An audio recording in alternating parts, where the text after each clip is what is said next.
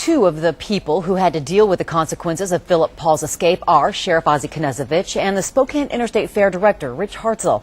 KXLY4's Tori Brunetti spoke with them right after DSHS Secretary Susan Dreyfus went over the review.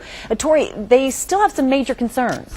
Yes, they both said there is a lot of work left to do, and DSHS has a lot more questions to answer, like who's going to pay for the search for Philip Paul, plus money lost. The fair director said on the day Paul went missing, the fair lost $75,000 in revenue on that day alone. I used to say that the weather was the only thing out of your control in regards to putting on a good fair. Well, now we found out there are some other issues. Richard Hartzell is the director of the Spokane County Interstate Fair, and he says Philip Paul's escape and the events that followed are a direct result of bad judgment. I want to see the rest of this process carried out, and where are we going to be by next year at the fair?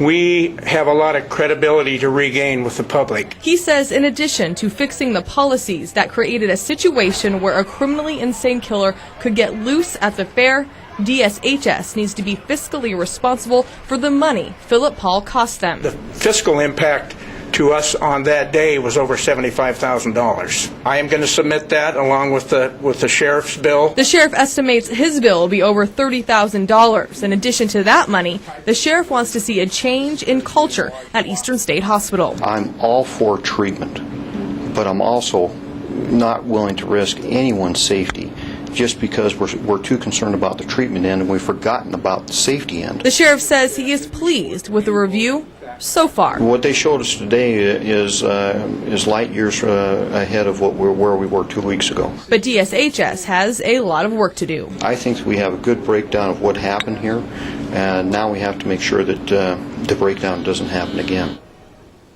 Next in this process is identifying what policies need to be changed, and DSHS Secretary Susan Dreyfus has appointed a panel to help make those decisions. Sheriff Knezovich is on that panel. He says he plans to make sure that their law enforcement and Eastern State Hospital are on the same page when it comes to taking forensic patients out into the public.